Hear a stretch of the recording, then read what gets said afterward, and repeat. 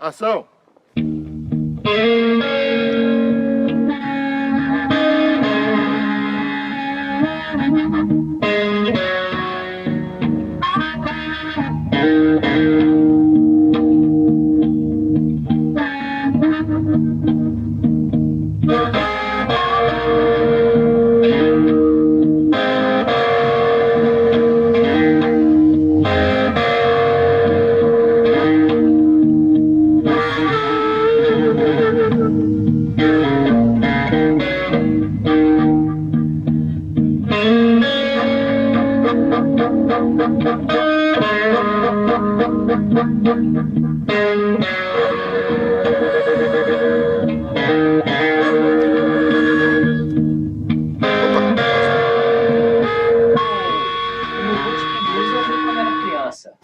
Hey, baby,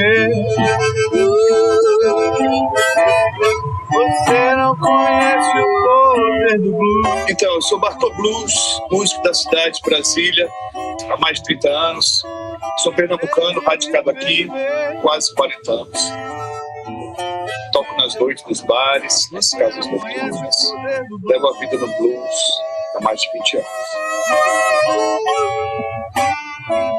Sou o Ricardo Serpa, eu tenho o blues comigo desde muito tempo, até antes do meu PCB, mas a partir de 1998 eu comecei a estudar o instrumento, que é a gaita harmônica, que era a forma de eu estar bem perto do blues, né? Ser autodidata, né? A linguagem e o instrumento. E aí, com o passar do tempo, com esse Bartô Blues, a gente hoje temos uma parceria forte, tá? Isso foi em 2011. Eu acho que sim, eu acho que foi antes, cara. Eu perco um pouco a noção do tempo, parece que a gente já toca junto há uns 20 anos, entendeu? Foi o João Meia Boca Bento, João Filho, grande brother, grande irmão, grande parceiro da música também, da cidade, grande artista e uma grande pessoa. Ele tinha me falado do Ricardo Serpa e eu já tinha visto alguns vídeos do Ricardo, mas não conhecia ele pessoalmente. Pois é, por que o blues? Essa pergunta ela é muito forte e persistente. Na verdade, eu acho que a música nos escolhe, a arte nos escolhe. Blues nos escolheu. Então, é muito difícil responder essa pergunta. Tantos estilos bons, tantas músicas legais de se tocar, de se ouvir, que a gente toca e aprende. Mas o blues, ele é muito forte. Ele é muito intrínseco, sabe? Ele é muito assim, de dentro. Eu acho que talvez venha de outras encarnações. É uma coisa muito maior do que eu posso explicar. O blues, para mim, é uma religião. É uma coisa espiritual, sabe? De Deus, o religare. Vem de outros tempos, né? Eu não consigo te explicar por que o blues. Então, para quem ouve a primeira vez o blues, não tem como não se apaixonar, né, por esse estilo. Então, talvez isso aí também ajude um pouco aí na nossa caminhada e saber, né, o porquê o blues, né? E ele é envolvente, não tem como definir, né? Ele é muito forte, a gente é muito importante. Né? Bom, na minha experiência, na minha vivência, eu conheci o blues aqui em Brasília através de uma grande banda de blues que me influenciou bastante, que foi a Oficina Blues. É a banda do Haroldinho, do Bemol, M. Portilho, exatamente. O Leandro também tocou há muito tempo. E essa banda eu tive uma experiência muito novo, garoto. E minha mãe me levou num shopping aqui da cidade e na Praça da Alimentação sempre tinha apresentações de artistas de headline, né? E a galera mais famosa e os artistas da cidade. E aí eu tive a chance de ver Oficina Blues. E aquilo ali me impactou demais, muito forte, sabe? Foi uma coisa que ficou marcado ali, aquele som, aquela experiência, aquela coisa de sentir o blues ao vivo, os instrumentos, a pressão, a letra, tudo aquela coisa. E ali foi o meu primeiro contato forte com o blues e uma grande influência. Tanto que os meus shows, nas minhas apresentações, eu faço uma homenagem à Oficina Blues, tocando uma canção de Almi Sater, que é Trem do Pantanal, uma versão blues que eu ouvi a primeira vez com a Oficina Blues. Você estudava com o professor Engels Espíritos, né? E ele tinha uma banda, eles começavam os festivais, primeiro Porão do Rock, né? Olha que engraçado. tocou Angels Spirits, Cachorro Cego, que era uma banda que eu gostava muito, que também faz parte da história, né? Blues de Brasília. E eu vendo aqueles caras tocando, cara, eu quero estar ali, é isso que eu quero. Né? É isso aí, galera. Estão todos prontos, preparados? Apertem os cintos e vamos com a gente nessa jornada do blues.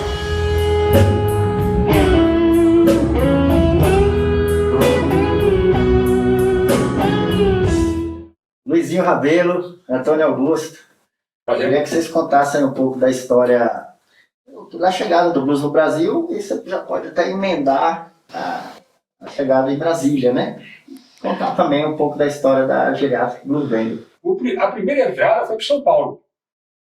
São Paulo é que teve, digamos assim, as primeiras bandas de blues, inclusive porque São Paulo também sediou os festivais. Aqui tem no Rio de Janeiro também, mas os festivais de São Paulo são os grandes festivais lembrados, o Festival da Record, né? Em que Caetano Veloso introduziu a guitarra elétrica, o Gilberto Gil introduziu a guitarra elétrica naquela época e tal. Então, o blues meio que puxado por isso, entendeu? Mas chegando primeiro em São Paulo, a cultura de blues de São Paulo é muito forte. Quando eu cheguei aqui em Brasília, em função da transferência do meu pai do Rio de Janeiro para cá, eu vim fazer a universidade, na Escola de Arquitetura. Eu não vou dizer que eu trouxe o blues, que é muita pretensão. Mas já existia aqui um movimento, entende, de bandas que tocavam, né, e que ensaiavam esse movimento. Né, muito timidamente. Você tinha na época o Oficina Blues, por exemplo, né? Na década de 70 mesmo isso. Né? 80, mas... Oficina 80, né? Isso. 80. Mas na década de 70 você tinha algum... Tinha muita gente fazendo em Brasília. Exatamente, entendeu? Até porque você tinha as embaixadas aqui. Né? E as embaixadas... Eu toquei, inclusive, com funcionários da Embaixada Americana. Né? Nós tocávamos country e tocávamos blues. Havia essa influência das embaixadas. O próprio Renato Russo comenta isso também na trajetória dele, na década de 80, né? A influência das embaixadas aqui, da possibilidade de ter acesso aos discos e tudo mais e tal. Um parênteses importante do que o Antônio Augusto está dizendo agora, porque quem vai assistir esse documentário, em grande medida, é uma geração nova de jovens e tal. Nós estamos falando de uma época, moçada, que não tinha internet, não tinha telefone celular, né, que as coisas demoravam, às vezes, anos para poder chegar até aqui. E a gente que cantava nos anos 80, né, que cantava música internacional, era uma dificuldade, porque... E para tirar as letras? Então a gente sempre pedia algum professor de inglês, né? Chegaram, era ouvido, imitava. Blues chegou para nós por meio do rock. Sim. Né? O rock foi o veículo. Foi o veículo, é verdade. Não foi assim, nós conhecemos o blues e fomos para o rock, Não. como as gerações que nos precederam, não. A gente fez o caminho inverso. Nós somos a geração do rock, né, que conhecemos o blues, né, por intermédio dos grandes artistas de rock, né, dos anos 70, dos anos 80 e dos 60. Né? E aqui em Brasília, os anos 80 foi um período muito especial aqui, né, porque, enfim, o Antônio viveu isso intensamente, porque tinha banda. Eu também comecei na segunda metade dos anos 80, 86 eu já estava com banda, já cantava, mas a gente era uma loucura aqui em Brasília, porque foi uma descoberta excepcional. A gente começou a mergulhar, né? E aí nós estamos falando no momento em que o rock passou a ser mainstream, né? O rock era a música principal, né, do país. Houve um estouro, né, da geração dos anos 80, né, em grande medida de bandas daqui de Brasília, não somente, mas enfim, estou falando da Legião, da Plebe, né, de tantas outras que não ganharam dimensão nacional, mas que eram muito boas. Exato. O Fines, a Escola de Escândalo, tantas bandas legais aqui de Brasília, né? Tinham várias bandas, os nomes eram maravilhosos, né? Tinha uma banda que chamava Minha Grama Não Faz a Nossa, tinha outra... Filhos de Miguel. Filhos de Miguel, Marcelo Sodomita, os nomes eram incríveis. Inclusive o Digão foi, né? Foi. E assim, era um barato, porque, mas aí, claro, nós, por intermédio dessas bandas e dessa geração, nós começamos a conhecer o blues, porque, óbvio, né? É natural, quando você conhece uma coisa que você gosta, o caminho natural é você tentar buscar a origem. Né? Então, quando você vai buscar a origem, aí se abriu um universo, porque nós fomos conhecer os grandes artistas de blues. Éramos quatro. Eram 2 norte-americanos, um professor da Embaixada Americana, os 2 eram professores da Embaixada Americana, exatamente, da Escola Americana, e 2 brasileiros. Eu, e o baterista, o Rogério. E aí nós passamos a tocar aqui nos bares, né, de Brasília, tocando música country. Na verdade, e blues, mas eles cantavam. Então a atração era como se fosse uma banda, chegamos a ser apresentado como banda internacional. Mas o interessante é que depois, quando um deles voltou para os Estados Unidos, era inclusive o cantor, né, que tocava violão base, fazia base, nós ficamos três, né? O baixista, eu na guitarra e o Rogério na bateria. Aí resolvemos continuar tocando, e na época minha esposa, ela tinha uma amiga dela chamada Dora Galesso, que Deus a tenha também, e foi muito importante nessa época, tocava piano muito bem, e lia música e tudo, é uma musicista, na verdade. E ela foi indicada por minha esposa, a gente começou a tocar com ela e tal, ela começou a cantar, mas só que ela não tinha aquela voz poderosa que a gente precisava, mas era afinada.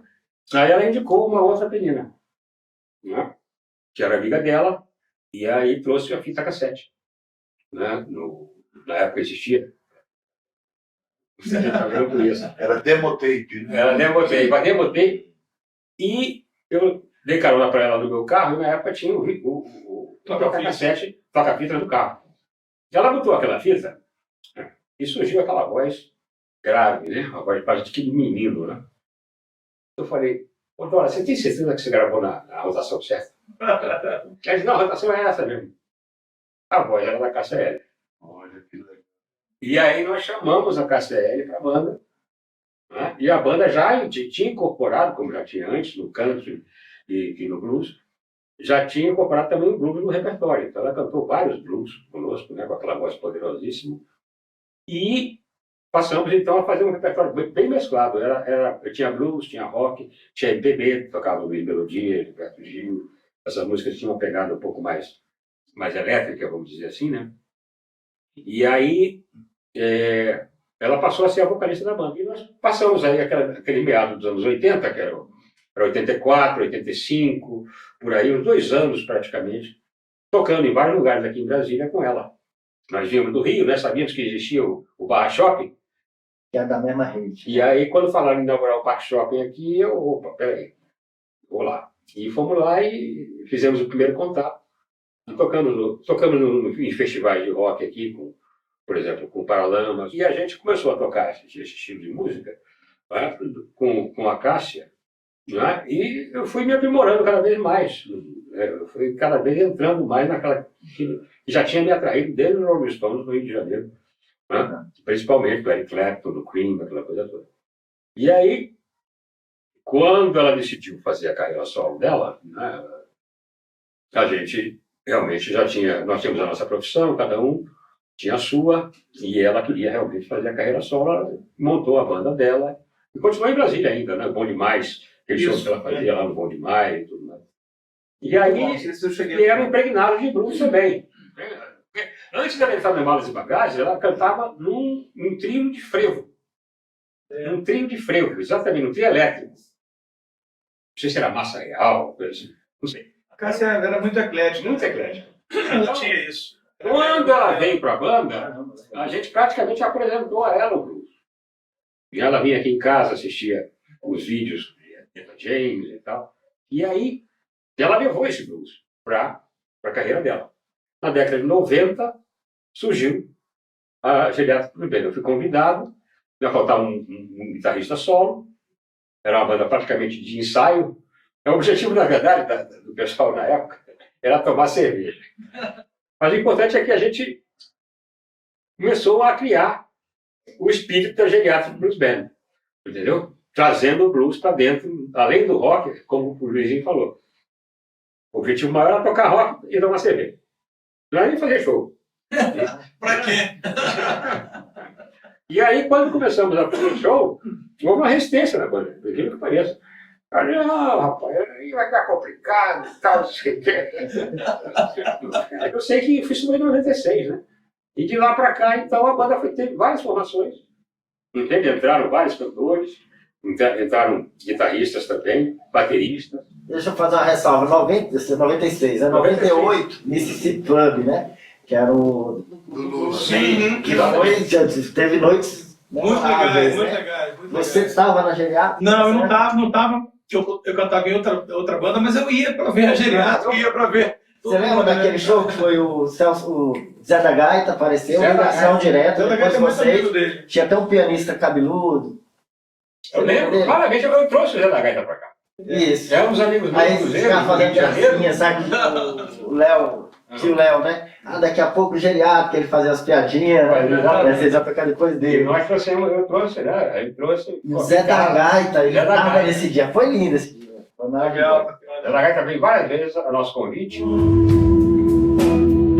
Everything you wait for is just around the corner, behind that old door.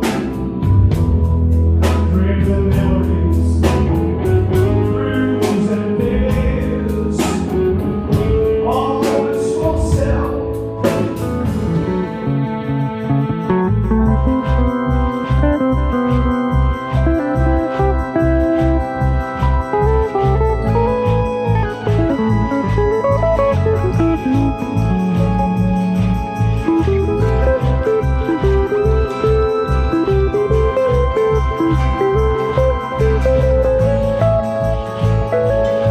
Sou brasiliense, nascido aqui, nascido nessa cidade que estamos aqui, o Guará, e há 27 anos atrás, eu e um parceiro guitarrista aqui do Guará também, tivemos a feliz ideia de fazer uma banda que tocasse blues em português. A gente começou fazendo músicas de um grande ídolo nosso, que é o Celso Blues Boy. Nós criamos a Brazilian Blues Band. É até um paradoxo proposital esse nome, porque apesar de ter o nome em inglês, nós compomos em português e temos preferência e admiração pelo português e achamos que se encaixa perfeitamente com a poesia necessária a se fazer um bom blues. A Brasília está com Luiz Cafa nos vocais, Leonardo Vilela na guitarra, Diego Morosino no contrabaixo, Marçal Leones nos teclados e Vinícius Correia na bateria. Aqui em Brasília também tinham algumas formações e alguns artistas que faziam blues também, que tínhamos muita admiração. Seguimos o caminho também, foi a banda Oficina Blues, que também, infelizmente, essa formação já não existe mais. Essas formações nos motivaram a fazer blues em Brasília, né? E é um caminho árduo, né? Assim, acho que há 27 anos atrás, a gente... Claro, você se tornava artista com a vontade de ser conhecido, bem conhecido. Mas o caminho do blues é mais árduo, né? É mais árduo, é diferente do caminho da música mais pop, vamos dizer assim. Mas é esse o caminho que a gente escolheu e é esse tipo de música que a gente ama e gosta de fazer. Graças a Deus, temos reconhecimento nacional, já estivemos 2 vezes na Europa e estamos caminhando, já temos 3 álbuns e vamos caminhando nessa estrada devagar, mas sempre. O empresário, vamos dizer de uma maneira quase geral, tem um certo preconceito em relação ao blues. As pessoas têm uma ideia um pouco equivocada em relação ao blues. Uma ideia de que o blues é uma música triste. Isso não é verdade. O blues nasceu com os negros escravizados na América, né? Nasceu em um ambiente, claro, na escravidão um ambiente não pode ser de total de alegria, né? Não há motivo para isso. Mas sim, tinha alegria, tinha as festas dessa população, de onde surgiu essa música. Sim, tinha festa. Então o blues tem as temáticas de tristeza, de alegria, de sensualidade, de sexualidade e de todos os sentimentos possíveis humanos. Já é uma saga pra gente. Nós lutamos por essa sede há muito tempo. Já tivemos promessas, já tivemos até documento assinado, já tivemos diário oficial com sessão de sede pra gente, mas isso infelizmente não vingou. A gente segue nessa batalha de conseguir um local para fazer uma escola que vai se chamar Celso Blues Boy. O Clube do Blues, que foi criado por nós, foi criado também nos moldes do Clube do Choro. Então a gente pretende sim ter uma sede, ter uma escola de blues e continuar fomentando o blues em Brasília. Participei de uma All Stars Blues Band que fez a abertura do show do B.B. King aqui. Eu cantei 2 músicas nesse dia, né? Vários músicos foram convidados e eu fui um deles. Tive essa honra, mas a emoção foi tão grande que eu tomei quase uma garrafa de whisky. Depois nem pude falar com o rei, uma pena, mas o show foi maravilhoso, foi muito bom ter passado por essa vida e ter visto o rei do blues. A maioria desses artistas, esses excelentes artistas e músicos, prefere ir no caminho da música do cover e não da música autoral, seja ela feita em inglês ou português. Isso deixa a cena estática, parada. O que eu pediria é que procurem trabalhar as canções autorais, que isso vai fortalecer a cena do blues brasiliense, com certeza. Motivar novas formações, vai chamar a atenção de produtores de fora de Brasília e até de fora do Brasil.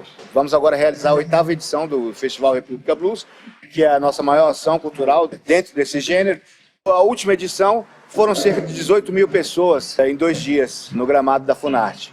Então acho que é bem relevante esse número, 18 mil pessoas, nenhuma ocorrência policial. Esse ano, para 2022, a gente tem expectativa de também receber um grande público, vai ser o nosso maior festival e a expectativa é grande de firmar mais e fomentar e mostrar para todos, para o público, para a crítica e para o próprio empresariado que Brasília tem blues e Brasília tem público para blues.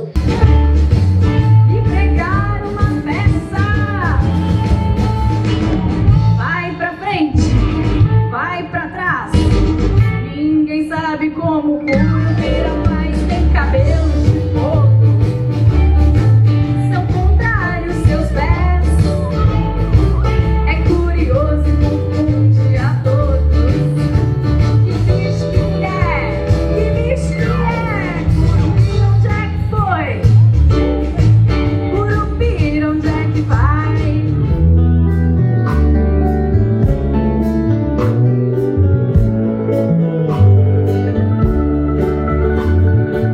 Meu nome é Nanda Picorelli, sou coordenadora de produção do Festival República Blues. Eu cuido das coordenações de produção, da área de backstage, de artista, fiz um pouco de logística, cuidei bastante da pré-produção do evento para entregar para os coordenadores mais mastigadinho para que eles possam trabalhar nos dias efetivos de festival. Na verdade, o maior desafio é você conseguir linkar todas as áreas, desde a passagem de som até a passagem aérea, com o hotel, com a alimentação, e tudo isso funcionar com a abertura do evento, com o funcionamento do bar, de uma forma celular, né? Onde todos funcionam juntos e um depois do outro em um horário sequencial para que funcione tudo certinho. A minha história com o blues, ela tem a ver assim com meus irmãos mais velhos, porque eles escutavam muito rock and roll e blues, então começou por aí, isso nos anos 69, 68, por aí. Eu era muito criança ainda. Depois, já em Brasília, eu já tocava um pouco dessa influência, mas eu não tinha a menor ciência de que eu tocava blues. Mas aí um belo dia, esse rapaz aqui assistiu um show que eu tava fazendo na UNB com o pessoal de bebê, não tinha nada a ver com blues, mas ele chegou assim com a garrafinha de uísque. Rapaz, você toca blues e não sabe. E aí, ele falou que na próxima semana ele ia passar na minha casa pra gente fazer um pequeno ensaio, pra ele mostrar as músicas, pra gente tocar no Bom Demais, que era um grande pedaço aqui de sucesso da cidade na época. Uma casa muito bacana, onde surgiram muitos artistas famosos de Brasília. Eu não acreditei em nada, achei que ele tava meio bebum, né, e tal. Acreditei mesmo que esse cara apareceu mesmo, subiu lá 3 andares, eu morava no 3º andar com um amplificador de baixo, e ele tocava baixo. Hoje é violão, mais e voz, mas era baixista e cantor. Subiu, me passou as músicas, falei, você tá louco, cara, nunca toquei blues, eu não sei nem o que é isso e tal. Não, é fácil, ó, aqui, ó, assim, tá. Pegamos a parada, começamos a tocar no Bom Demais, ficamos 2 anos em temporada no Bom Demais. Daí surgiu uma oficina blues. Eu não sei, né? Eu não sei se... Blues, né? De blues não tinha, não. Tinha muito jazz e MPB na época. O forte era isso, jazz e MPB. Bom pra caramba. Muito bom. E a galera daqui é ficha técnica de uma porrada de discos aí. De fora, inclusive. Fora, você olha assim, os músicos, nem sempre daqui, originários daqui, mas se criaram aqui, se tornaram, se formaram, eu acho, né? Entrei com essa história de querer fazer blues, nem banda eu tinha, nem banda, não tinha ninguém, todo mundo tocava jazz, né? Eu pedia pra galera tocar, não sabia, tocava um monte de nota, Aí não dava, né? Assim, Aí pegou outro cara que também não sabia tocar jazz. e eu ainda querendo montar banda. Eu tinha um baterista, mais nada. Nem contrabaixo eu tinha. Eu saí falido de BH, eu morava em BH. Aliás, foi lá que eu tive a ideia de tocar blues.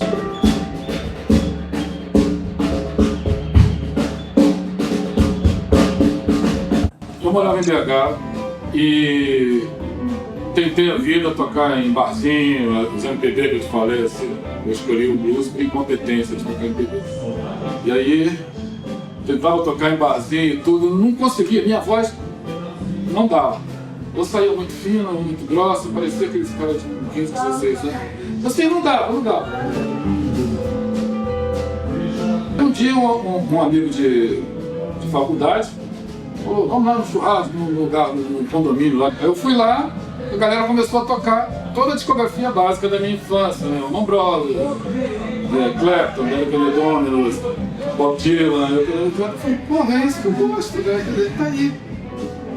Aí comecei a ter a ideia de montar uma banda de blues. A gente fez alguma coisa lá, mas era um bando de uma galera que não queria mexer com música mesmo. Ele não conseguia tocar as suas coisas para tocar blues. É uma brincadeira, porque esse cara tem uma coisa de blues assim que eu nunca vi igual. Assim. Eu tenho uma afinidade muito grande com ele. Na verdade, eu toco muito blues por causa dele, porque eu gosto de tocar um pouquinho de tudo, assim, mas quando entra pro blues, eu sei que essa linguagem fala muito forte aqui na minha veia também, mas com ele eu gosto muito, porque é um cara que tem muito talento. Muito talento, escreve bem, caralho, e tem uma musicalidade incrível. Então essa brincadeira, ela rola, mas o cara é foda. O blues pra mim entrou na minha vida assim através do rock, na verdade, porque eu comecei ouvindo rock, eu fui no primeiro Rock in Rio em 85. Aí eu assisti um AC/DC, achei aquele negócio assim, muito interessante. Aí comecei a estudar guitarra, estudando, né, e aprendendo a tocar guitarra e rock. Não tem como você aprender a tocar rock sem cair no blues, né, automático, porque tá tudo lá. Então, depois eu comecei a tocar piano, teclado, aí fui em outros lugares, faz parte dessa galera do jazz aí que o meu irmão tava citando. Fiquei muito tempo tocando jazz aqui nos bairros da cidade, né, no Gates, Chiló, naqueles lugares que tinham um trabalho fixo, né, que as pessoas iam se revezando ali. E fui mais pro lado do blues, na verdade, através do Haroldinho, que comecei a tocar mais com ele e ele tem muito em cima desse repertório, né, então naturalmente eu fui escutando mais, pegando mais, né, referências para tentar chegar mais perto, porque para mim ele tem um som de blues assim único aqui na cidade.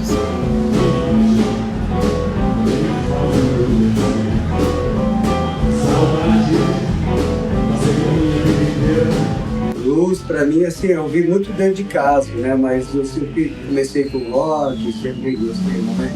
Peguei uma volta mesmo da minha infância, minha adolescência, minha mãe ouvia muito Black Blues, que tudo que tem a ver com blues, né? Então não teve jeito, né? Ouvi mais blues, tem mais. E enfim, é isso aí. Felicidade imensa estar tocando blues com eles, blues.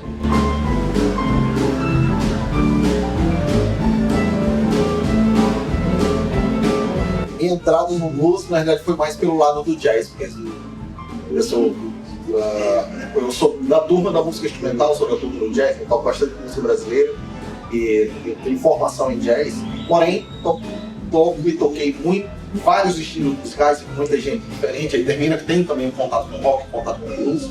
Apesar de que o jazz ele nasceu também dentro da ideia do blues, mas a linguagem em si separou, então não é simplesmente eu pegar as ideias de blues que se toca no jazz e aplicar aqui, porque ele soa diferente, tem uma linguagem muito específica, eu tive que ouvir e estudar para conseguir dar a linguagem correta.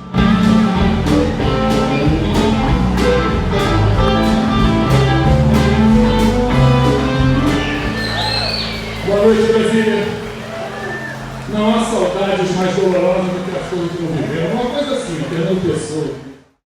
Quando eu conheci o blues, já cantava, já tocava, e aí tive acesso ao blues por meio de amigos, assim, e foi arrebatador. Eu falei, meu Deus, é isso, mas é incrível, né? Eu cantava rock e tudo, e aí fui pesquisar. Eu gosto muito de pesquisar sempre a gênese, né? A essência das coisas. E aí eu falei, mas e o blues é a origem de todos esses outros segmentos que a gente tanto fala, né? Do jazz, do folk, do rock, do pop. Tudo isso veio do blues.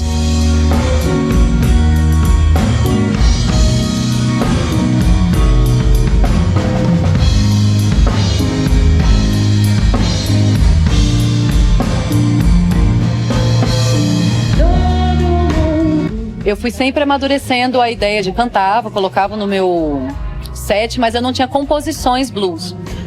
E em 2017 eu entendi que eu precisava fazer o meu próprio projeto, porque eu sempre integrei bandas, mas eu nunca tinha tido um projeto onde eu assinava a curadoria das músicas, né, e tudo mais, repertório. E aí eu montei a Mandalas Band. E aí eu falei, agora eu vou ter que compor blues, porque é autoral e tudo, então passei a compor e me forçar assim, né? Não, vou sentar e compor blues, porque o meu processo de composição, ele é muito livre. Então eu sento, às vezes sai um reggae, às vezes sai um rock, às vezes sai um country. Eu já tinha passado por algumas formações, por exemplo, do Runaway Tribute, né? Já tinha tocado em uma banda só de mulheres, mais cover, né? A pegada do blues delas é cantar compositoras mulheres, intérpretes mulheres, que cantaram blues, compuseram blues, mas sempre trazendo a questão da mulher, né? Então a gente faz releituras, cada uma escolhe as interpretações que quer fazer. A primeira edição foi um super sucesso de bilheteria, um espetáculo lindíssimo. A gente entendeu que deveria continuar com o projeto e aí a gente já completou a terceira edição. E inclusive com a perspectiva de projetos, né, assim, financiados, patrocínios, a gente está nessa corrida agora. É um cenário muito complicado pelo número de pessoas do projeto. A gente sabe que a cultura no Brasil, né, depois de tudo isso que a gente veio, de todo esse desmonte cultural, principalmente também a Covid, né, e tudo isso que aconteceu, que a gente segue fazendo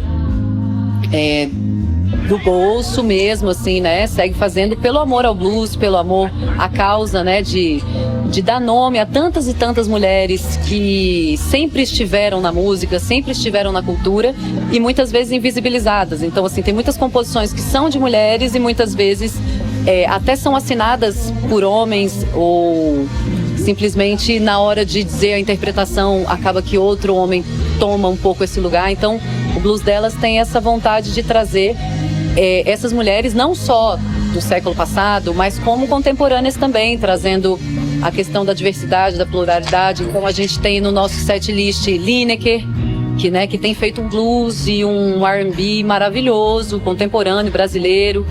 Então tem toda essa vontade de inclusão, né, assim, e sobretudo das mulheres. Ainda é raro a mulher musicista, né? Assim, ainda existe aquela visão de que cantora tudo bem, cantora, mulher canta já há muito tempo, ok, mas tocar, peraí, será que vai ser bom, sabe? Assim, esse descrédito ainda existe, assim, né? E eu combato particularmente fazendo, sem arrogância nem nada disso, porque eu entendo que é um processo, né? A gente sabe que não é de uma hora para outra que as mentalidades mudam, né? Assim, tem coisas que estão num sistema estrutural, né? Então a gente tem um pouco de entender e muito de fazer e botar a cara e não se amedrontar ou duvidar da própria capacidade em detrimento de tantas coisas que eu já ouvi, tantas coisas de tantas formas que eu já fui descreditada mesmo, né? Mas aí a gente faz, aí a gente ganha um festival e as pessoas, olha, aí a gente faz, olha que bonito, e aí é fazendo que, então assim, é botar a cara mesmo, assim, e o blues delas é isso, é falar, vamos fazer, vamos botar a cara, vamos botar as mulheres mais em voga, porque cada uma do projeto tem seus trabalhos, né, assim, umas há mais tempo, outras mais recentes, à medida que a gente se junta, isso fortalece os trabalhos individuais também, então, quando eu produzo o blues delas, eu enriqueço muito o meu trabalho dentro da mandala, da banda também, então é uma forma de a gente se ajudar, da gente se fortalecer, né?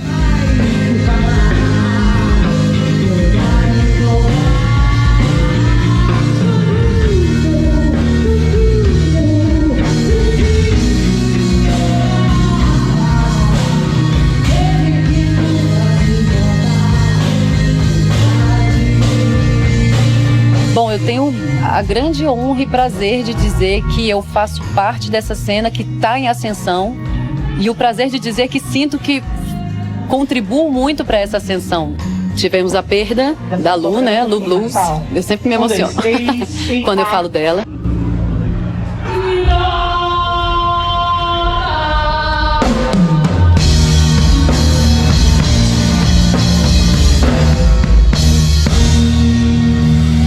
Verdade que brota.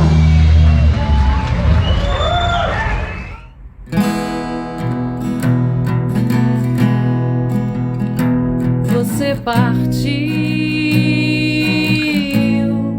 e nem disse adeus.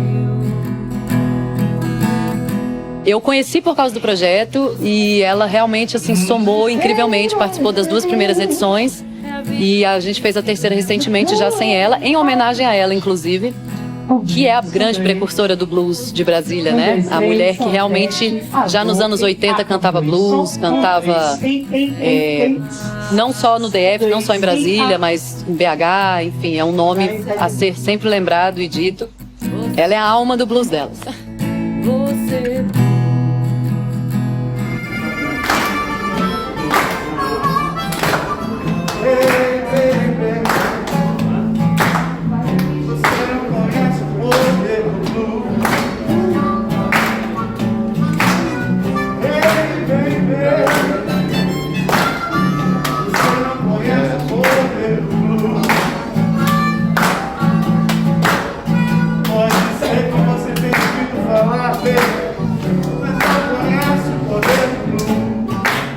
Então, eu sou Engels Espíritos, cantor e gaitista. E aqui em Brasília, nós tivemos um início muito forte do rock nacional, que surgiu a partir do finalzinho da ditadura militar para o início da abertura democrática, onde muitos músicos da cidade sentiam uma necessidade muito grande de poder trazer informações políticas sobre liberdade, sobre amor, sobre as novas concepções políticas que estavam vindo. E nisso, claro que a cultura e a música sofreu uma transformação muito grande nesse período, até porque a censura caiu e aí nós tivemos acesso a muito material musical, inclusive vindo de fora. Então, isso facilitou bastante para a juventude de Brasília, que, diga-se de passagem, era praticamente a primeira juventude da cidade, né, considerando que Brasília só tem 60 anos. Nós tivemos a oportunidade de ver uma juventude pulsante, forte, super intelectualizada, produzindo rock nacional. E nesse período, assim, não existia um ambiente para o blues, não existia praticamente o blues, né, nessa fase. E aí começaram a surgir alguns personagens, músicos, que começaram a trazer essa linguagem do blues para Brasília. E entre eles aí a gente pode citar uma das primeiras bandas como a Filial Blues Band, né, o pessoal do Geriatric Blues Band, que na época não tinha esse nome, né, e também veio um gaitista do Rio, que era o Zé da Gaita, que começou a fazer alguma coisa de gaita assim em Brasília.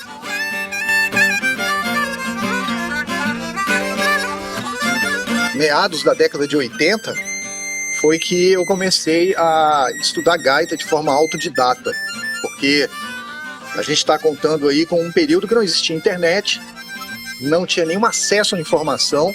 A gaita é um instrumento super exótico, instrumento que poucas pessoas tocavam no Brasil e ainda tocam no Brasil.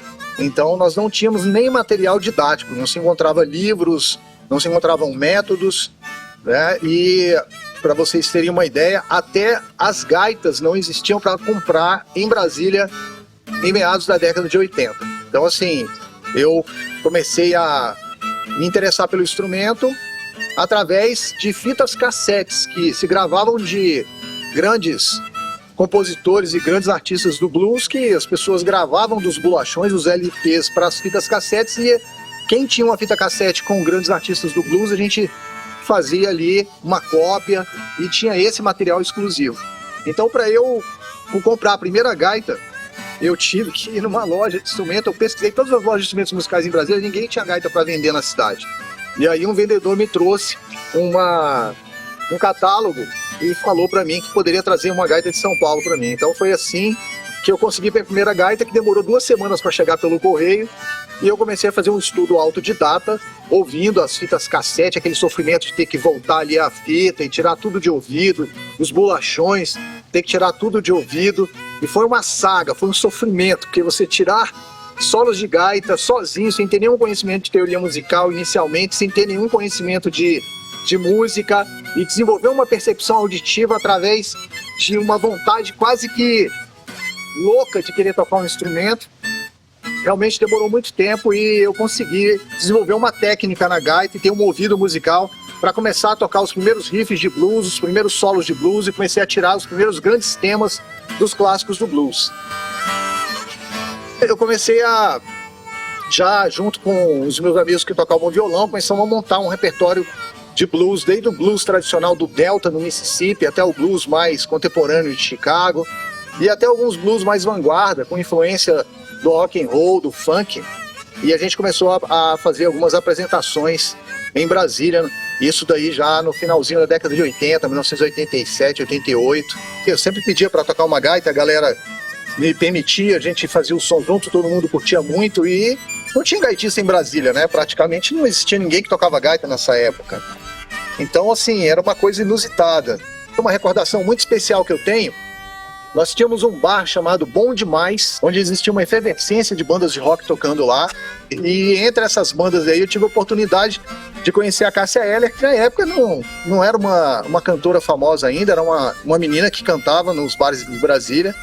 E ela aquele jeito dela tímido, chegou em mim e falou: pô, cara, você vai tocar uma gaita comigo e tal no meu show, vou tocar sábado. Eu falei: pô, vamos tocar e tal. E eu fiz uma participação no show da KCL, isso aí pra mim foi incrível, cara. E no início dos anos 90 ela estourou como uma grande estrela do rock, uma grande cantora de rock no Brasil inteiro. Essa experiência pra mim eu guardo no meu coração.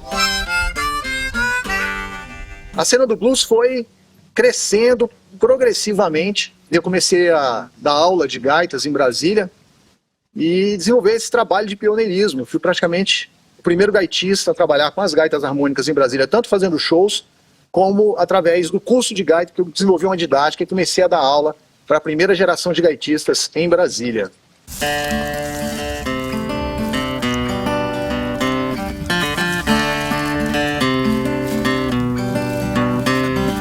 Esse aqui é o Rafa Dornelles, guitarrista, violonista. Conta aí, Rafa, como é que a gente se conheceu? Eu tive a oportunidade, em 2007, a gente foi para Toronto, no Canadá, fui assim, desencanado de tudo, assim, começar uma vida nova. Tava bem desmotivado musicalmente falando, ainda não tinha nem o Facebook, ainda não tinha essas... Era no Orkut, aí eu vi que tinha um brasileiro lá daqui de Brasília, que eu já tinha escutado falar, né, já tinha feito grandes shows aqui em Brasília, né, um dos fundadores do Porão do Rock, inclusive. E eu falei: pô, ele tá em Toronto, ele tava procurando um violonista, guitarrista brasileiro que entendesse da linguagem do blues e do rock, né? Mas que também tocasse coisas das mais diferentes vertentes da música brasileira. Eu falei: poxa, eu né, assim, mãe paraense, pai gaúcho, né? Então acaba que eu cresci com todo tipo de música em casa, né? E a gente começou a trabalhar junto lá em Toronto. Engraçado, né? 2 brasilienses que foram se encontrar em Toronto e começar a trabalhar em Toronto, e eu não pensava em voltar, mas o Angus falou: olha, eu tô voltando para Brasília e vou gravar um DVD. Em 2011 nós lançamos o DVD, gravamos e lançamos, fizemos vários shows, várias turnês, né, na América do Norte, inclusive. O Angus já teve 6 vezes na América do Norte. Eu estava, há pouco tempo atrás, estava na Inglaterra, em Bristol, tocando com outros grupos, com outras bandas. Olha, eu sou muito fã de todos os músicos, musicistas, cantores e cantoras de Brasília, dessa linguagem do blues e também de outras linguagens, porque eu não sei o que acontece exatamente, mas os nossos músicos aqui da nossa capital, eles têm uma sede de estudar, de se aperfeiçoar, se aprofundar e pesquisar a fundo, não só o estudo dos estilos musicais propriamente dito, mas também da música. Então nossos músicos são muito virtuosos, né? Eles são incríveis, assim. Você tem guitarristas extraordinários na cidade, você tem bateristas, baixistas. Eu posso citar aqui uns 10 virtuosos de cada instrumento musical que são incríveis. Eu sou super fã dos músicos brasilienses.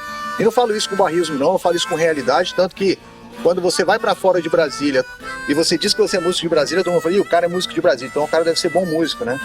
Então essa, inclusive, obviamente é uma razão que a gente projetou tantas bandas de rock nacional para o cenário nacional do Brasil, assim como também de outras linguagens de música, como o próprio blues também, como a música instrumental, o choro, a música brasileira, o Brazilian Jazz, né?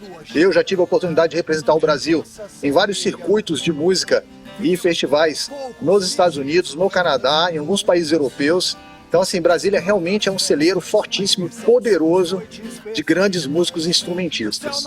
Eu acho que a escola de música é um dos pilares do estudo da música em Brasília e que ajudou muitos músicos a trabalharem a sua musicalidade, tanto no aspecto teórico como também na parte técnica. Tem também aí o Clube do Choro, né? E tem também os professores particulares, né? Como a gente tem muitos virtuosos, assim, muitos professores incríveis, eles foram gerando novas gerações de grandes instrumentistas, né?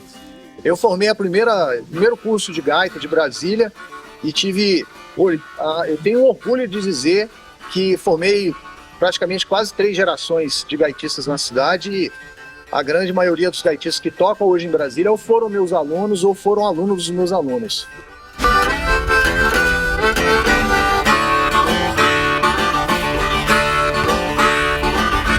Olhe pro céu e vejo o mar azul. Olhe pro céu e sinta a imensidão azul. Então, meu nome é Paulo Marcelo Chapa, sou gaitista e eu sou nascido e criado aqui em Brasília.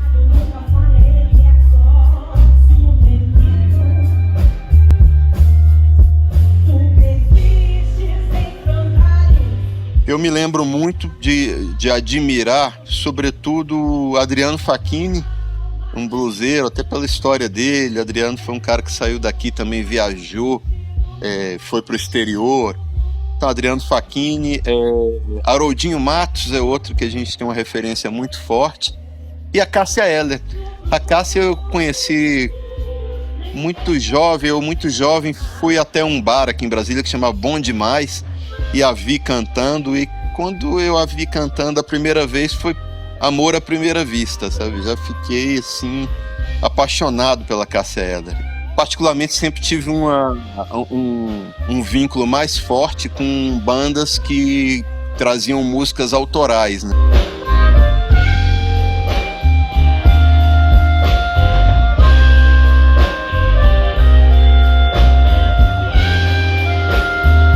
Meu irmão é músico, Derez Marques, com a banda Manita. Então a gente começou a fazer música muito cedo, tocando MPB, tocando rock, tocando o Titãs, o que Titãs trazia, Legião Urbana e outras bandas, Capital. Então eu acho que a gente foi um puxando o outro. À medida que você fazia um rock, alguém gostava, e um cara da quadra começou a tocar sax, que é o Henrique, que hoje é um saxofonista, um vai puxando o outro. E ali comecei a tocar gaita, autodidata, né? Nunca estudei, fui começar a estudar a gaita agora, já mais recente. Fomos aprendendo e tocando como os músicos, boa parte dos músicos em Brasília se formavam. Hoje a Arca Blues, ela tem a Márcia Campos no vocal, eu, Paulo Chapa, na gaita, Léo Cólera no baixo, o Sadi Carmo na bateria, o guitarra é o Adonis Reis. Por vezes é o Pedro Duarte, mas agora é o Adonis Reis. Eu tenho a impressão que esse movimento ele tem até se ampliado. Hoje eu vejo nos bares gente que não ia, que não frequentava, que começa a frequentar. Então eu acho que está se ampliando o interesse por blues. Mas eu acho que a força motriz do blues daqui de Brasília, para ele continuar funcionando, é justamente a música autoral.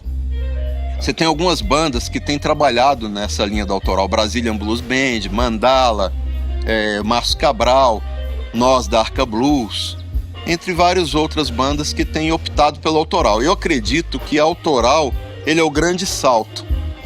Porque a gente, obviamente, trabalha com referências americanas, todo o blues, toda a história do blues, mas a gente tem usado elementos da cidade. Nós temos citado nosso bioma, que é o Cerrado.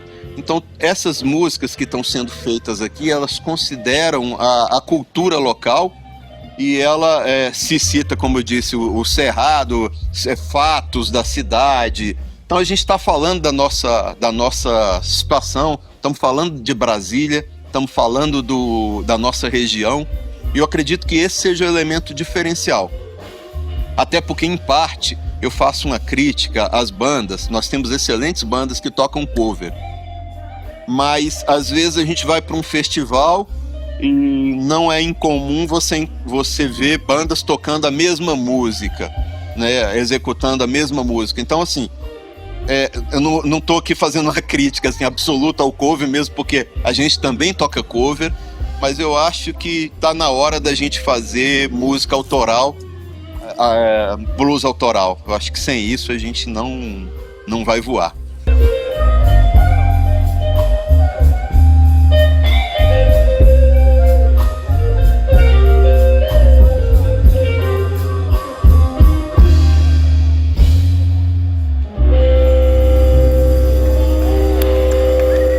Eu acho que foi uma vez que eu estava tocando na Harley Davidson, na Asa Norte, e o Marco, que é um baterista americano que tocava comigo, já tinha tocado com o Djavan. Eu acho que foi isso, né? Isso. E aí ele me apresentou para você. O Canuto também, baixista, estava tocando comigo, já te conhecia da banda do Engels. E vocês tocaram junto na banda do Engels. E o Canuto, baixista, falou: olha, o que você acha de chamar o Djavan? Ele é um ótimo guitarrista, cara, para tocar. E eu, com meus preconceitos, eu olhei para ele e falei: meu irmão, o que você tá fazendo? Olha isso aí. Eu conheço o cara. Ele nem sabe nossas músicas, nunca vi ele tocando. Quer botar numa furada, porra. Até hoje o Canuto me joga isso da cara. Peguei a minha guitarra Fender e passei pro Djavan. E aí o Djavan tocou maravilhosamente bem. Nossa apresentação foi muito melhor. As pessoas ficaram impressionadas, eu também. E agradeci o Canuto e até hoje agradeço a parceria que eu tenho com você. Muito obrigado.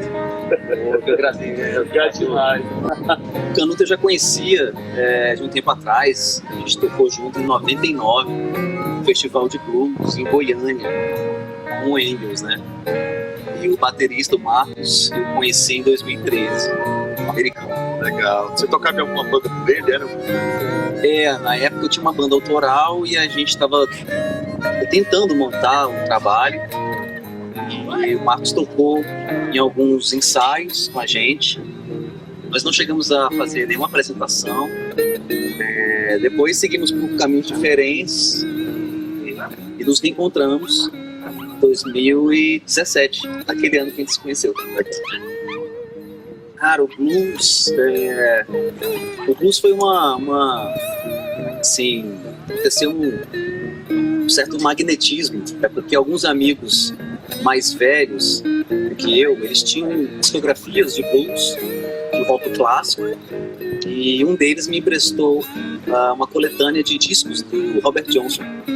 E aí foi nesse momento que aconteceu esse magnetismo, assim. Eu fiquei muito encantado com aquela sonoridade do Robert Johnson, com aquele som de slide dele, aquela voz única dele. Eu comecei a tocar na cidade através do Engels Espírito, gaitista.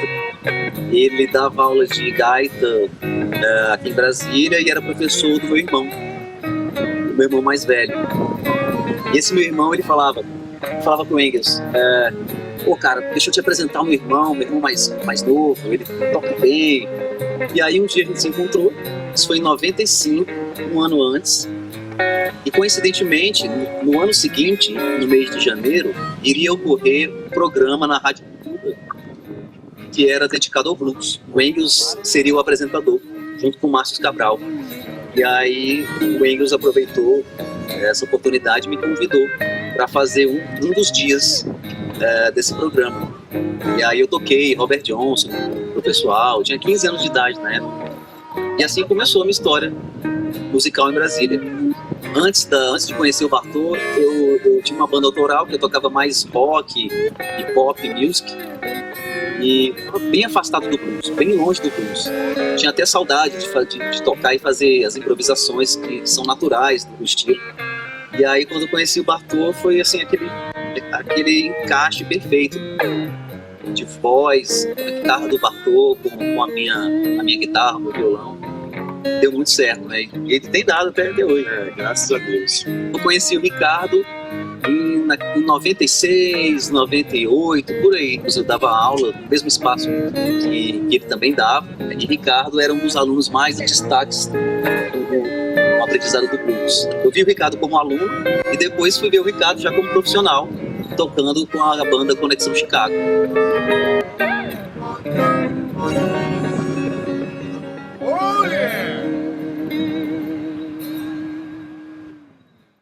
Comecei a tocar bateria, aí a gente foi ensaiar, na hora do ensaio lá, a gente trocou, fui pra guitarra e ficou menos ruim. Aí, pô, vamos mudar aí, então, ficar assim que pronto, aí eu comecei a tocar guitarra. Aí os anos foram passando, a gente foi tocando com bastante músicos, né, bastante banda. Eu descobri que eu ia ser pai, isso eu tava com 25 anos. E aí eu pensei assim, pô, agora eu preciso de sustentar alguém. E aí fiquei naquela, o que eu vou fazer? Porque a música era mais que um hobby, assim, eu não sou igual o Bartô que ganha grana com música, né? Eu era mais música autoral, divulgando a música, mas não era remunerado. E aí um primo meu, o Leandro, ele falou assim, pô, você gosta de guitarra pra caramba, mexe nas suas guitarras, eu sempre mexi nas guitarras. Você não faz um curso de luthieria e fabrica guitarra e... Foi aquele sol que apareceu na minha frente, dizendo, cara, é isso, exatamente isso que eu preciso. Aí foi atrás do Eduardo Brito, né? Primeiro pesquisei em Brasília, onde eu ia conseguir alguém para me ajudar com isso e tal. Descobri o Eduardo Brito, que é um ótimo assim, profissional, ele fabrica violão. Aí conversei com ele e aí comecei a fazer um curso, né, com ele, fabricação de uma guitarra. E aí foi que eu aprendi a arte da luthieria e fui cada dia me apaixonando cada vez mais pela arte assim, de construir instrumentos. Hoje em dia eu não consigo viver um dia sem fabricar guitarra, né? Desde então, desde aquela época, isso tem 13 anos.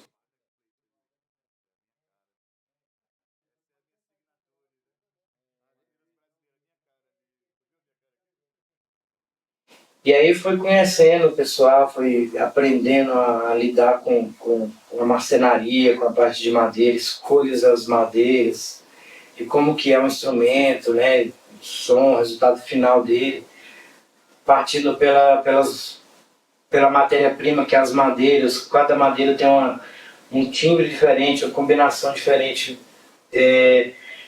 para o músico no palco, né? Então tem densidades diferentes e cada músico tem o seu estilo de tocar e de querer transmitir a sua música, né? Do jeito que a pessoa gosta. Então é instrumento feito personalizado para cada pessoa. Esse aqui é meu diploma. Fiz lá com o Eduardo Brito, a gente desenhou ela do zero, fez o projeto no papel branco. E aí saiu a guitarra. Aí dela a gente abriu um leque para fazer todas as possibilidades, né? Que é possível fazer. Que é infinito, né? Legal. É isso aí, number one.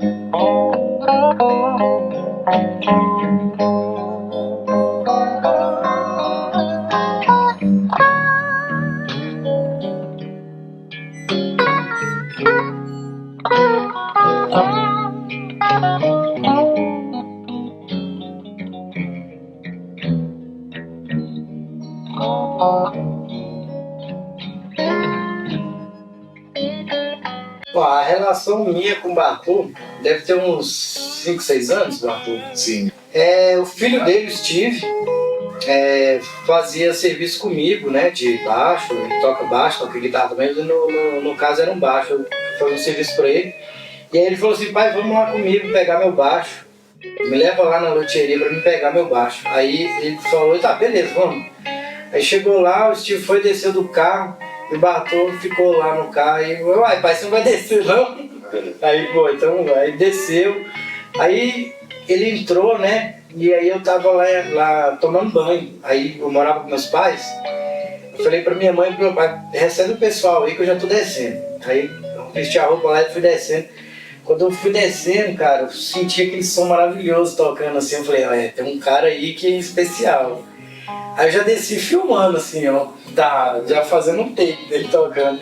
Aí a gente já se conheceu e foi só alegria, assim, foi tudo muito natural. Aí eu ia casar, né, depois de um tempo. Aí a primeira pessoa que veio na minha cabeça foi o Bartô, assim, pra fazer parte do som do casamento, né.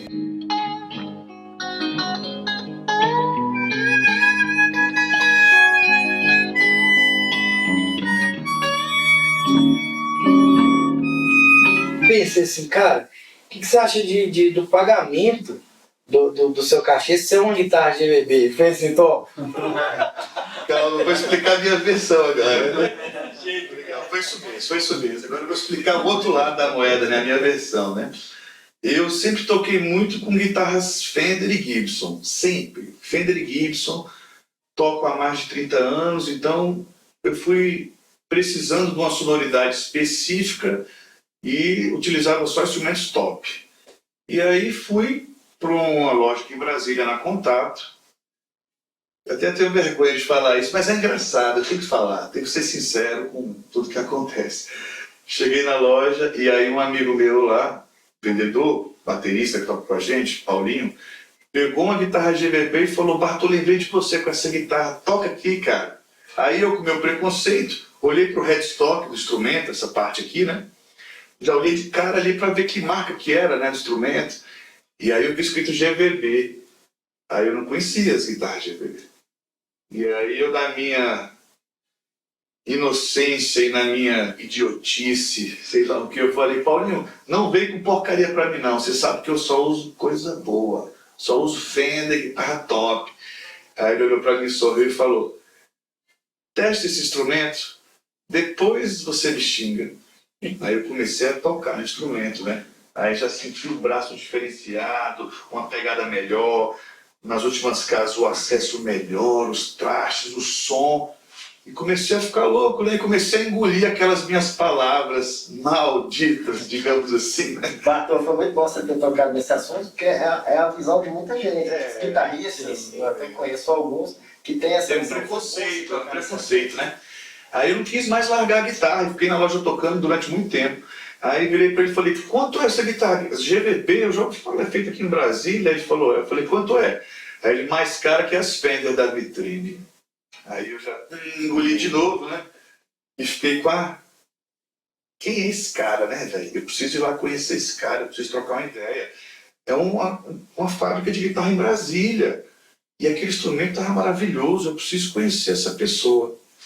E aí meu filho falou comigo, pai, me leva para pegar meu instrumento no luthier. Aí eu fui no carro, parei. Aí ele, uai, você não vai descer não? Eu falei, não, vou te esperar aqui. Ele falou, aqui é a GVB. Aí eu falei, vou descer agora. Aí já desci, já na fome, né? Ansioso para ver as guitarras que o Guilherme tinha lá, para conhecer o Guilherme, né? Essa pessoa que eu não conhecia.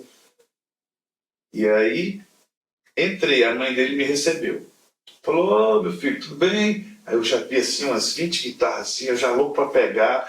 O meu filho já está vindo. Eu falei, posso tocar um instrumento? Eu sou músico profissional, não vou quebrar não, eu tenho todo cuidado. Eu não vou quebrar corda não.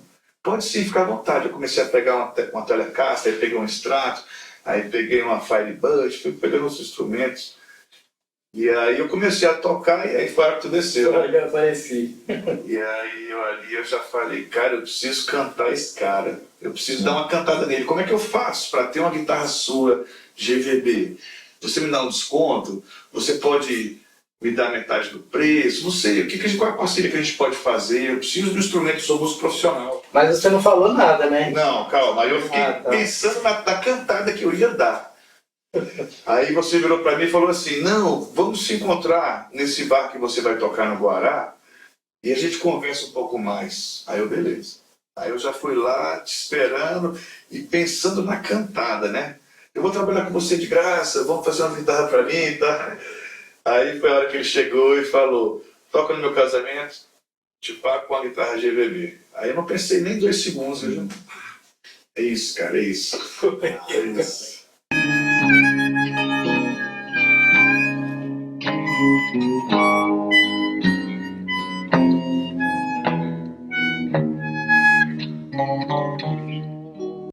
Aí depois frequentei a casa dos pais dele e a gente fazia algumas coisas juntos. Eu aprendi com ele algumas coisas e personalizando essa guitarra que ele tinha feito para mim, que já era sob encomenda. A gente não sabia, mas a guitarra já era sob encomenda, já era para mim. Ele já estava fazendo de uma maneira especial e eu esperando aquilo que ele estava fazendo, aquela obra de arte, aquela joia, né? Tanto quando ele me mostrou a guitarra, eu falei, não acredito, cara, que é isso? Hoje meu filho toca com esse instrumento. E aí ele veio para esse espaço, abriu essa luthieria, e eu, sempre que posso, venho aqui. E passo dias aqui. Eu chego na segunda, passo o dia inteiro, durmo aqui, e fico na terça, e vou embora talvez na terça ou na quarta, né? Sempre que eu posso, eu faço isso. E tive a chance e a oportunidade de poder construir meu próprio instrumento junto com o Guilherme, da maneira que eu necessito, que eu preciso, para ter aquela sonoridade específica, né? Isso para mim é uma bênção, sabe? É uma coisa maravilhosa. Eu agradeço demais, sou muito grato a esse grande músico, grande profissional, grande luthier, grande pessoa, admiro demais o Guilherme. E também foi um divisor de águas no meu trabalho e na minha vida. Porque foi uma época que eu voltei da Europa e eu estava só com um instrumento muito simples e sem muita perspectiva, sem muito tesão de tocar, sem muita expectativa, querendo até parar de tocar. Estava pensando em abrir um comércio, mexer com outras coisas, e aí o Guilherme veio para me abençoar e firmar o meu trabalho. Graças a Deus, muito obrigado. Nós somos provas disso, né? Testemunhas aqui, né? E você veste a camisa, onde quer que a gente vá tocar, seja lá na Chapada, seja onde for, você faz questão de falar, de agradecer. Isso é muito bacana. Eu agradeço. Toda apresentação.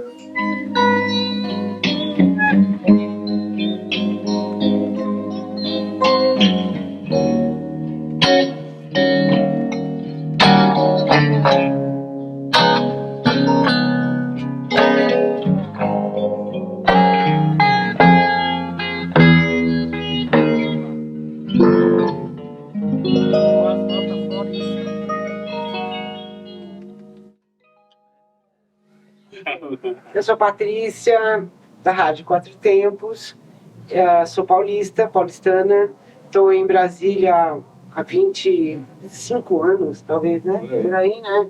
E já sou brasiliense, né? A rádio surgiu assim como se fosse uma brincadeira. Eu sou de rádio, trabalhei numa rádio grande em São Paulo e tem uma coisa que se fala que a rádio é que nem cachaça, né? Quem começa não sai, ou se sai, volta, não tem como, né? Porque é muito bom, divertido, enfim. E aí, então, nós resolvemos fazer uma rádio web, convidamos 3 amigos, né? Sim. Que eram de motoclube, e eles toparam, eles gostavam muito de música, a gente tentou chamar pessoas que tinham interesses musicais e tal, pra gente fazer uma coisa bacana, e aí foi. E aí já são 8 anos, né? Eu sou o Armando, da Rádio Quatro Tempos, casado com a Patrícia. A gente tem essa rádio juntos aos 8 anos agora, né? Estamos aqui fechando os 8 anos de rádio. E a gente começou com vamos fazer como ela falou, vamos fazer uma rádio. A rádio tinha a ver com rock, blues, o que a gente ouvia muito naquela época. Não que a gente não goste de outros gêneros, mas esse é um que pegou bastante pra gente sempre. E a gente tem rock, blues, e falava-se de motocicleta. Hoje em dia a gente fala de automóvel também. De saúde, enfim. Bicicleta. De cerveja, por incrível que pareça, que é uma coisa muito saudável também, né, digamos assim. E na verdade a gente começou, não parou mais e não vai parar mais, independente do que aconteça, certo? Agora, como a Patrícia falou, é uma coisa que é uma cachaça, a gente foi crescendo, falta ainda algum crescimento, mas a gente já começou tendo a satisfação de ver o pessoal entrando e caindo no link da rádio, né? Porque era muita gente, eram motociclistas do Brasil inteiro, pessoal que gostava de rock, de blues, e a gente aumentou o link e ficamos com ele. Até hoje a gente está transmitindo e está feliz, a gente gosta muito da rádio. No momento nós estamos com mais de 20 radialistas. E a gente trabalha num formato como se fosse uma rádio convencional, mesmo, com uma programação, horários fixos e tal, que é justamente para tentar resgatar a coisa do rádio mesmo, né? Mesmo sendo web, que é o futuro que já é o presente, né? Já é o presente, e muitas rádios aí, FM, já estão sendo desligadas e passando só para a web em alguns lugares do mundo. Aqui no Brasil ainda não, mas isso vai chegar lá, porque muitos países são conectados à internet, tudo, estrada, cidade. E você sempre tem a possibilidade de passar a tua rádio, a sua rádio ser mostrada. É muito mais do que uma antena. A antena tem é limitada, né? Um limite de raio, né? E por aquele ponto ela para de funcionar, mesmo sendo muito potente, para uma cidade, vamos dizer assim, né? Uma cidade, um pouquinho mais, Brasília é o entorno, por exemplo, pega, mas é isso que acontece. E a rádio web é o futuro, além do que é uma situação muito mais tranquila, vamos dizer assim, mais democrática. Você consegue fazer uma rádio e transmitir. É difícil você ter uma audiência, mas se você tiver um bom conteúdo, você consegue. E a gente, felizmente, acertou no conteúdo. E a gente tem esse segmento e manteremos esse segmento. Na verdade, é isso. A gente ganha pouco, mas se diverte muito. Isso, perfeito.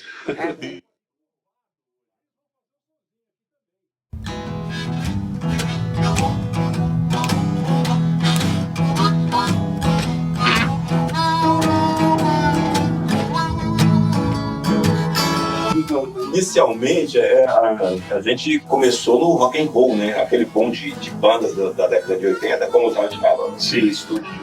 Não tinha muito estúdio, né? Mas a gente sempre procurava estar junto ali, tentando gravar nossas fitas cassetes, né? Que na época era cassete. Né? Eu compunha rock and roll e comecei a compor letras de blues. Desde a década de 90 que eu componho letras de blues.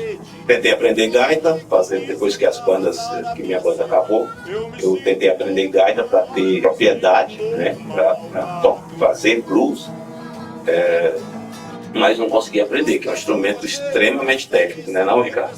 Quando eu conheci o Vado em 2000, 2001, nessa faixa aí, ele foi dentro de um bar, né? A gente começou a fazer um som junto, né? Aí ele criou ali. Engraçado isso que o Ricardo tá falando, que eu tava tocando ali despropositadamente, né, nesse barzinho. Queria encontrar um cara da gaita para tocar blues comigo. Minhas músicas e outras que acontecessem. Aí dizem que o universo conspira, né? Quando a gente deseja as coisas assim com muita intensidade, o universo conspira. E o Ricardo estava passando por lá, um barzinho lá que a gente era figurinha carimbada, a cultural. Como começou essa minha história com o blues aqui? Ouvindo com meu pai, sempre ouvindo, passava as férias em Brasília, ele me levava a todos os botecos, quiosques que tocavam blues. Um primo meu, pianista também, ele me ensinou a escala pentatônica. A partir dali, eu ficava só na teoria, mas nunca tocava blues. Quando eu vim para Brasília, eu já vim mal intencionado, né? Falei, pô, se aquela cidade é daquele jeito, tem um boteco de blues em cada canto. Tinha acabado de começar a internet, né? De 98 para o início dos anos 2000, a gente ainda usava aquilo ali devagarzinho, né? Achei, preciso de um gaitista e tecladista. Falei, eu vou falar que toco gaita. Essa você não esperava, né, Sérgio? Cheguei, soprei a gaita, né? Fiquei na banda uns 2 a 4 anos, mas foi interessante porque foi uma banda de todo mundo saindo da adolescência.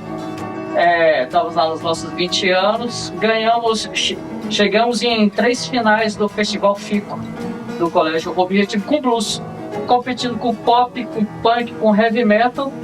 Tava lá eu, cabeludo, fingindo ser heavy metal, tocando blues, e nós em 3 finais consecutivos do FICO. Mas aí tem há 7 anos que eu estou na Procurados, né? Procurados Blues Band. Claro, agora eu vou gastar minha energia com a galera 10 anos mais nova que eu. E bora lá, porque músico é assim, né? A gente toca com um menino de 20 anos ali, com um senhor de 60 aqui, com os 50 daqui, e por aí vai, a gente vai melhorando a história. Malvado Blues. Malvado Blues. Eu comecei, na realidade, com outros nichos, né? Assim, não muito longe, mas se você pensar que heavy metal e blues flertam muito distante, né?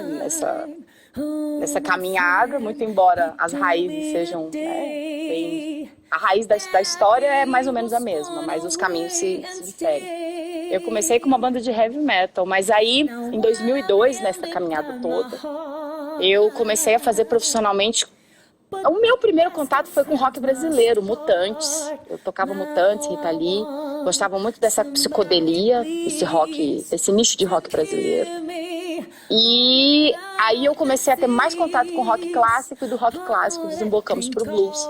Em 2005 começamos a Quinta Essência, que inicialmente foi uma banda feita só para fazer Janis Joplin, né? A gente focou nessa coisa da Janis Joplin, que eu sempre fui muito apaixonada por ela. É icônica, que cantora que não tá nessa área, que não gosta, enfim. Mais difícil uma cantora não gostar de Janis Joplin que esteja nessa área, né? Trabalhando com blues e com rock. E a gente depois resolveu abrir o repertório baseado em todos os outros insumos de música que eu fui captando. A gente vai descobrindo, né? Porque uma coisa leva a outra. E aí, hoje eu tô fazendo blues aberto, assim, né? Não só de Janis Joplin, mas outras tantas. Olha, foi uma coisa muito natural, mas sim, lógico, foi natural, mas teve quem me guiasse. As pessoas que passaram pela minha caminhada de 2002 em diante, principalmente, foram pessoas que me ofertaram descobertas maravilhosas, principalmente o meu esposo, não é puxando o saco dele não, mas é porque ele é um cara que ele sempre esteve nessa fonte do rock clássico, do blues, então ele sempre me apresentou coisas bacanas. Eu fui desenvolvendo, pautando muito desse gosto de blues com ele, né? E a gente se conheceu nesse meio, estamos juntos nesse meio até hoje, meu fiel escudeiro, baterista da banda. O blues delas surgiu desse coletivo de mulheres, né? A partir da Thaís, que é a Thaís Mandala, que é curadora e produtora desse projeto. E a gente sempre ali flertando, porque na realidade esse meio do blues, ele é muito, assim, nós temos coringas nesse meio do blues.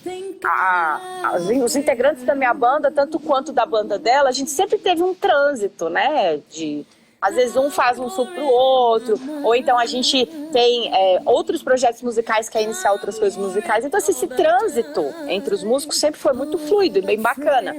Então ela aproveitou esse coletivo, né? E como a Quinta Essência, assim, a banda Quinta Essência, graças a Deus, assim, eu agradeço muito isso. A gente tem uma certa história, né? Não é nada demais, mas é uma história. Então a gente acaba que ficamos nesse coletivo, nos apresentamos todas nesse coletivo e calhou que todas gostam de blues. Então a Thaís, ela fez essa curadoria de uma maneira muito bela, muito bonita, muito sensível. Aliás, eu agradeço muito a Thaís por, né, me colocar nesse elenco também, me permitir, me dar essa oportunidade. E foi sempre muito bom a gente estar nesse coletivo de mulheres e foi daí que surgiu. O nosso forte agora, né, desse momento, essa referência, né, esse corte do momento que a gente está aqui historicamente, agosto, julho, sempre foi os movimentos motociclistas, que tem muito, né? Então, assim, nos eventos de motociclista, a gente sempre tá figurando, graças a Deus. E tocamos também nos bares da cidade. Assim, coisas... Não temos uma agenda fixa, mas estamos sempre nos bares da cidade que fomentam esse tipo de nicho de blues, de soul, de rock. Estamos sempre por aí. A cena de blues hoje em Brasília está bem consolidada. Acho bem bacana. Como eu sempre falo, eu tenho a grata oportunidade de fazer parte dessa cena. E acho que eu faço aqui um recorte para o coletivo de mulheres mesmo, assim, puxando a sardinha pra gente. Mas essa representatividade feminina do blues hoje em Brasília está ganhando cada vez mais força. E a cena mesmo está muito bacana, que nós temos uma cena realmente de blues aqui. E uma cena muito fortuita, ela é uma cena próspera. Ela é uma cena que, graças a Deus, está sempre rendendo. Nós temos festivais de blues maravilhosos, o República Blues foi um deles. Então, assim, existem várias pessoas que estão encabeçando essas iniciativas desses nichos blues, soul, rock, que são sempre muito bacanas. E eu acho que sim, a cena é bem bacana, é bem consolidada. Think I'll love you do.